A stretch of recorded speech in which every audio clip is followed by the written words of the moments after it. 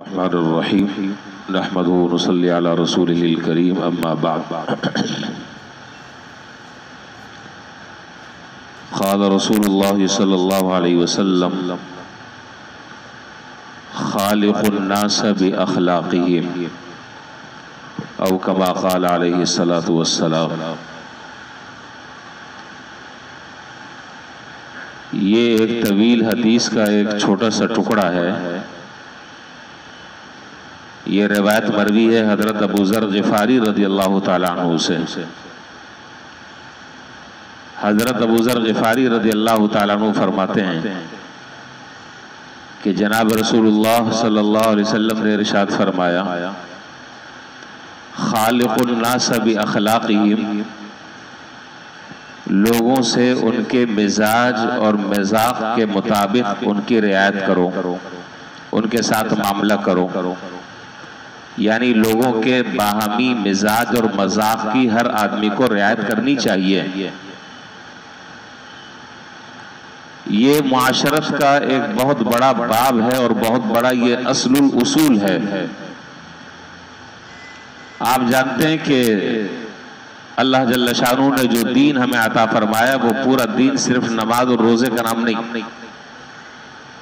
अक़ायद की दुरुस्तगी, इबादत का एहतमाम, मामलात की सफाई, मुआशरत को संवारना और अखलाकियात।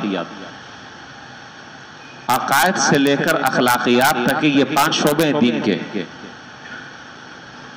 अगर आदमी ये समझ ले कि सिर्फ नमाज पढ़ ली, रोजा रख लिया, अल्लाह अल्लाह खैर सल्ला, बाकी मुआशरत जाए भाड़ में, मामलात में वो 2 नंबरी करता रहे, बद अखलाकी का वो पैकर हो, वो दीनदार कहलाने के काबिल नहीं है।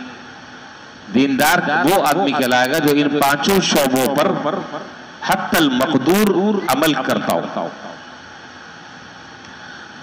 तो ये जो मुआशरत है, इस मुआशरत के बाब को जिंदा किया है दर हकीकत हकीम उल उम्मत हजरत मौलाना अशरफ अली साहब थानवी रहमहुल्लाह ने। उन्होंने इस पर से पर्दे उठाए, वरना कोई नहीं जानता था कि ये मुआशरत क्या चीज है, मुआशरत की क्या अहमियत है। हकीम उल उम्मत हजरत थानवी रहमतुल्लाह अलैह ने इस मुआशरत के बाब को जिंदा फरमाया, तो लोगों को कुछ शऊर आया और लोगों को पता चला कि मुआशरत भी दीन का एक अहम हिस्सा है। बहरहाल, तो ये जो रिवायत है जो मैंने अभी अर्ज की, ये एक लंबी रिवायत है, उसका एक टुकड़ा है और इसका ताल्लुक मुआशरत से है, जिसका हासिल ये कि हर आदमी को अपने साथियों की मिजाज की रियायत रखनी चाहिए। अपना मिजाज दूसरों पर मुसल्लत नहीं करना चाहिए, बल्कि दूसरे के मिजाज की रियायत रखनी चाहिए। ये शरीयत का बहुत बड़ा हुक्म है। चुनाचे हुजूर अकरम सल्लल्लाहु अलैहि वसल्लम की अमली जिंदगी में इसकी बहुत सारी नज़ीरें के बावजूद के वो हजरात सहाबा जो हुजूर अकरम सल्लल्लाहु अलैहि वसल्लम की एक एक सांस के बदले अपनी पूरी जान निछावर करने के लिए हर वक्त तैयार हैं, हुजूर सल्लल्लाहु अलैहि वसल्लम उनके मिजाज और मजाक की भी रियायत फरमा रहे हैं। ये दर हकीकत हम जैसों को तालीम देनी मकसूद है और हम जैसे लोगों को समझाना मकसूद है कि अगर दीनदार बनना चाहते हो या दीनदार बनने का अगर दावा करते हो तो मुआशरत का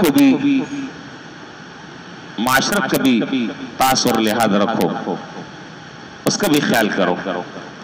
चुनाचे मुझे बात याद आई रिवायात में कि एक मरतबा हुजूर अकरम सल्लल्लाहु अलैहि वसल्लम अपने घर में तशरीफ फरमा थे। आपने तहबत बांधी हुई थी। तहबत समझते हैं ना क्या? लुंगी कह लें, तहबत कह लें। तहबत बांधी हुई थी और बाद रिवायतों में कि वो तहबत आपके घुटनों तक के चढ़ी हुई थी, यानी घुटने आपके नजर आ रहे थे।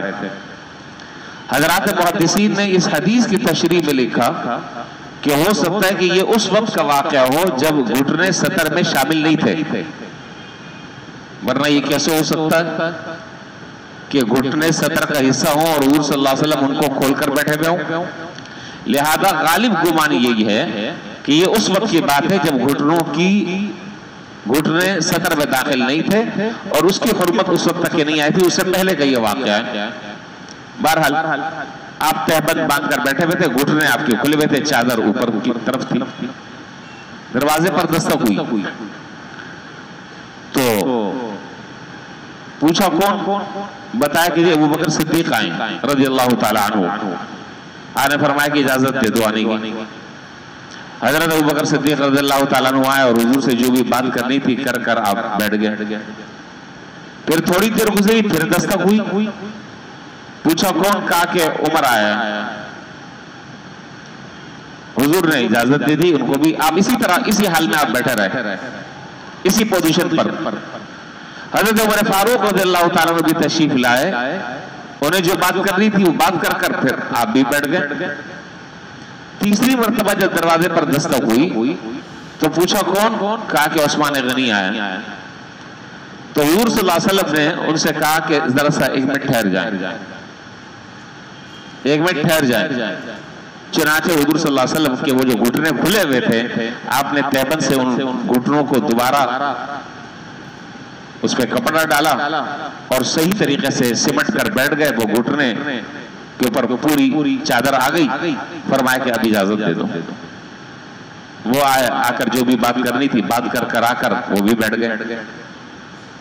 उसके बाद एक एक कर सारे जाने लगे। तो हुजूर सल्लल्लाहु अलैहि वसल्लम के बाद एक साहब बैठे हुए थे, वो सारी सूरत हाल देख रहे थे। उन्होंने कहा कि अल्लाह के रसूल बड़ा अजीब मामला है।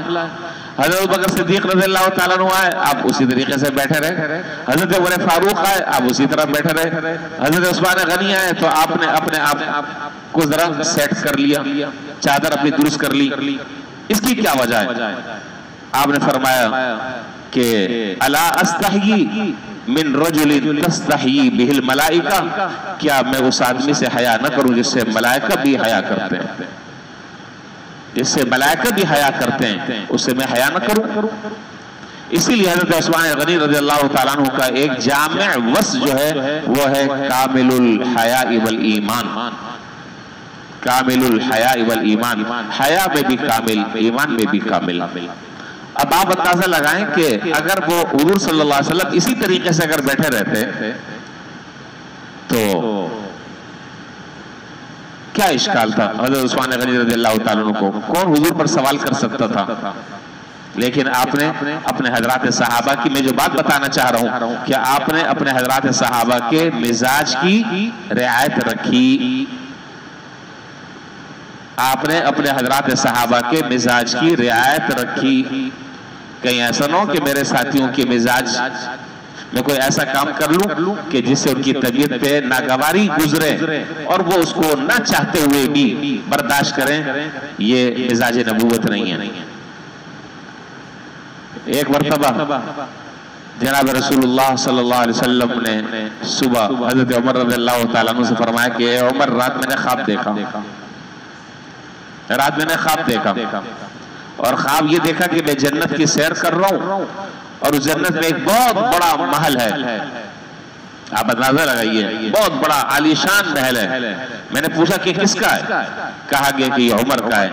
मेरा बड़ा दिल चाह रहा था कि मैं जाकर उमर का महल तो देखूं, लेकिन तुम्हारी गैरत मुझे याद आ गई और मुझे तुम्हारी गैरत ने इजाजत नहीं दी कि तुम्हारे जाने से पहले तुम्हारे महल में तुमसे पूछे बगैर मैं चला जाऊं। तो उन्होंने कहा अबा अलैका या रसूल अल्लाह अगारू, अल्लाह का रसूल क्या मैं भी आप पर गैरत करूंगा? क्या मैं भी आप पर गैरत करूंगा? क्यों नहीं चले गए आप? आपका क्या मकाम और मर्तबा था? तो मैं ये बताना चाह रहा हूं कि हुजूर सल्लल्लाहु अलैहि वसल्लम अपने रुफका की और अपने साथियों के मिजाज की रियायत रखते थे। अपना मिजाज दूसरों पर मुसल्लत नहीं करते थे कि हम पीर साहब हैं, अब हमने जो कह दिया है, हमने रात को अगर दिन कह दिया है तो मुरीदीन के जिम्मे भी लाजमी है कि वो रात को दिन कहें। ये मिजाज नहीं। बस एक और बात कहकर बात खत्म कर रहा हूं, इसी से मुताल्लिक है। अगर समझा जाए तो ये बहुत बड़ा सबक है जो मैं आज अर्ज कर रहा हूं। बहुत गहराई है इन बातों में जो बात बताई जा रही है आपको। हुजूर अकरम सल्लल्लाहु अलैहि वसल्लम हर साल एहतिकाफ किया करते थे, आप जानते हैं, पाबंदी के साथ करते थे। तो एक मरतबा आप एतकाफ में बैठने का आपने इरादा किया, हजरत आयशा रज़ियल्लाहु तआला अन्हा ने फरमाया कि अल्लाह के रसूल मेरा भी दिल चाह रहा है कि मैं भी बैठूं। अच्छा, अब जरा सा सूरत हाल दर से समझ लें। औरतों का मस्जिद में बैठना पसंदीदा नहीं है, चूंकि जाहिर है कि बेपर्दगी का एहतमाल होता है, पसंदीदा नहीं है। औरत के लिए सबसे बेहतरीन एतकाफ की जगह जो है वो उसके घर का वो हिस्सा है जहां वो नमाज पढ़ती है। लेकिन हज़रत आयशा रज़ियल्लाहु तआला अन्हा का जो घर था वो उसकी सूरत ये थी कि उनके घर का दरवाजा मस्जिद नबवी के अंदर खुलता था, जबकि बकिया अज़वाज मुतहरात का घर ऐसा नहीं था, वो दूर दूर थे घर। जब आप दरवाजा खुलती तो मस्जिद नबी के अंदर दरवाजा खुलता, तो ख्याल ये था कि जहां दरवाजा खुलता है वहीं पर एक खेमा लगा ले, जहां हुजूर बैठ रहे हैं एतकाफ पे, तो हम औरतें क्यों पीछे रहें सवाब से। लिहाजा उन्होंने हजरत से इजाजत चाहिए कि आप मुझे भी इजाजत दे दें, मेरा भी दिल चाह रहा है कि मैं भी एतकाफ में बैठूं। आपने कहा कि जी ठीक है, बैठ जाओ बैठ जाओ। हुजूर सल्लल्लाहु अलैहि वसल्लम किसी काम से तशरीफ ले गए, जब वापस आए, ये 20वें रमजान की बात है, जब हम एतकाफ में जब मुतकीफी नबी बैठेंगे, उससे जरा से पहले की बात है कि जब आप बाहर से कहीं तशरीफ लाए तो आपने देखा कि मस्जिद नबवी में जगह जगह खेमे लगे हुए। आपने कहा ये क्या चक्कर है, ये किसके खेमे हैं? तो बताया गया कि ये अज़वाज मुतहरात और उम्महातुल मोमिनीन के ये खेमे, और सबने इरादा कर लिया कि हम बैठेंगे। तो आपको बड़ा अजीब लगा और आपने फरमाया कि ये क्या ये नेकी करने का इरादा रखती हैं? अज़वाज मुतहरात की तरफ इशारा कर कर आपने फरमाया कि क्या ये नेकी करने का इरादा करती हैं? फरमाया कि हमसे तो इजाजत नहीं ली किसी ने, हमारी इजाजत के बगैर ये सारे खेमे लग गए पूरे मस्जिद में। अब मामला बड़ा मुश्किल था। अब मामला यह था कि आपने हज़रत आयशा रज़ियल्लाहु तआला अन्हा को सराहतन इजाजत दी, बकिया किसी को इजाजत नहीं दी थी, और न बकिया किसी ने हुजूर से पूछा था। अब अगर हज़रत आयशा रज़ियल्लाहु तआला अन्हा को आप मना करते हैं तो जाहिर है कि तबीयत पर नागवारी होती है कि पहले मुझे इजाजत दे दी और अब जो है मुझे इजाजत देकर आप मना कर रहे हैं। आपने हज़रत आयशा रज़ियल्लाहु तआला अन्हा से कहा कि भाई आप अपना बिस्तर जो है वो समेट लें, आप न बैठे। उन्होंने कहा कि जी ठीक है। फिर बाद में हुजूर सल्लल्लाहु अलैहि वसल्लम के दिल में ख्याल आया कि मैंने आयशा को तो कह दिया है, अब हो सकता है कि उनके दिल में ये ख्याल पैदा हो जाए कि पहले इजाजत दी और अब मना कर दिया। तो आपने फिर जरा सी देर पहले आपने फरमाया कि भाई इस साल हमारा इरादा नहीं है एतकाफ में बैठने का। अब आप अंदाजा लगाइए और इस नुक्ते पर गौर फरमाएं कि वो मामूल जो साल हर साल से पूरी जिंदगी चला आ रहा है, उसमें सिर्फ इस एक साल तातुल हो गया, सिर्फ एक साल जो है वो गेप आ गया। मुसलसल लगातार हर साल आप एतकाफ में बैठ रहे हैं, लेकिन इस साल आपने कहा कि भाई अब हमारा इस साल इरादा नहीं है। और जाहिर है कि जब हुजूर ने इरादा मुलतवी कर दिया तो अब कौन बैठेगा एतकाफ में? सबने कहा कि जी हम भी नहीं बैठेंगे, मसला ही खत्म हो गया। और फिर अगला साल जब रमजान का आया, तो हुजूर सल्लल्लाहु अलैहि वसल्लम 10 दिनों के बजाय 20 दिनों का आपने कज़ा फरमाया। 10 दिन का एतकाफ पिछले रमजान की कज़ा और 10 दिन इस एतकाफ, 20 दिन का आपने एतकाफ फरमाया। मैंने ये 2-3 वाक़यात आपको जो सुनाए, उन सारे के सारे वाक़यात सुनाने से जो बात मैं समझाना चाह रहा हूँ, अल्लाह करे मैं आपको समझा सकूं, वो ये कि हर आदमी को देखिए, हर आदमी मुआशरे में रह रहा है, अकेले नहीं रह सकता। भाई मेरा ताल्लुक जो है, जाहिर है कि मेरा गुजारा आपके साथ है, मैं आपका इमाम हूँ बदकिस्मती से, तो मेरा गुजारा आपके साथ है, मुझे आपके मिजाज की रियायत रखनी है। लेकिन यहाँ एक बात दरअसल अच्छी तरह समझ लें कि जितने लोग हैं उन लोगों में से हर आदमी के मिजाज की रियायत करना ये मुक्तदा के लिए मुश्किल है, ये नहीं। और हमारे यहाँ अल्लाह ताला माफ फरमाए, बेचारे बहुत सब्र करते हैं। हमारे यहाँ जो है वो मामला यही है, दिल ये चाहता है कि जैसे मैं कहूँ वैसे ये करे, हर आदमी ये चाहता है जैसे मैं चाहूँ वैसे करे, लेकिन ऐसा मुमकिन नहीं है, ऐसा मुमकिन नहीं हो सकता, किसी कीमत पर नहीं हो सकता। जितने आदमी है, हर आदमी का मिजाज अलग है, तबीयत अलग है, जहन अलग है, तो क्या करें? तो बहरहाल हासिल ये है कि जहां आदमी इज्तिमाई तौर पर बहुत सारे लोगों के साथ रह रहा हो, वहां इस बात की उसको कोशिश करनी चाहिए और इस बात का उसे एहतमाम करना चाहिए कि अपने साथियों के मिजाज की जुमला बोले रियायत रखनी चाहिए, रियायत रखनी चाहिए। अपने साथियों और अपने साथ उठने बैठने वालों के कोई ऐसा काम ना करें कि जिससे उनकी तबीयत पर खुदा न खास्ता नागवारी हो, तबीयत पर भार हो, तबीयत पर बोझ हो, नहीं। और वो वाक़या भी आपको मालूम है, मैं उसकी तरफ नहीं जा रहा, बस यहाँ पर मैं बात खत्म कर रहा हूँ कि वो एक गज़वा था जिस गज़वे में हुज़ूर सल्लल्लाहु अलैहि वसल्लम हज़रात सहाबा के साथ थे और खाना पकाने का मसला जब पेश आया तो एक ने कहा कि जी एक ने कहा कि मैं बकरी ज़बह करूंगा, दूसरे ने कहा कि जी मैं इसकी खाल उतारूंगा, तीसरे ने कहा कि मैं गोश्त बनाऊंगा, चौथे ने कहा कि मैं पतीला चूल्हे पे चढ़ाऊंगा, वगैरह वगैरह सारे काम तकसीम कर रही है। हुज़ूर ने फरमाया कि लकड़ियां मैं लाऊंगा। आप अंदाजा लगाएं, हालांकि हुजूर को क्या जरूरत थी, ये वो जमात और वो तबका है जो हुजूर की एक एक सांस पर अपनी जान निशावर करने के लिए तैयार है और उसको अपने लिए आदत समझ रहा है। लेकिन आपने फरमाया कि नहीं, बादशाह बनकर बैठना ये मुझे पसंद नहीं है, मैं भी तुम्हारी तरह का एक आदमी हूं। ये हुजूर के आला दर्जे की आजिज़ी है, ये हुजूर सल्लल्लाहु अलैहि वसल्लम के आला दर्जे का कमाल तवाज़ु है। तवाज़ु यहां आकर खत्म हो जाता है।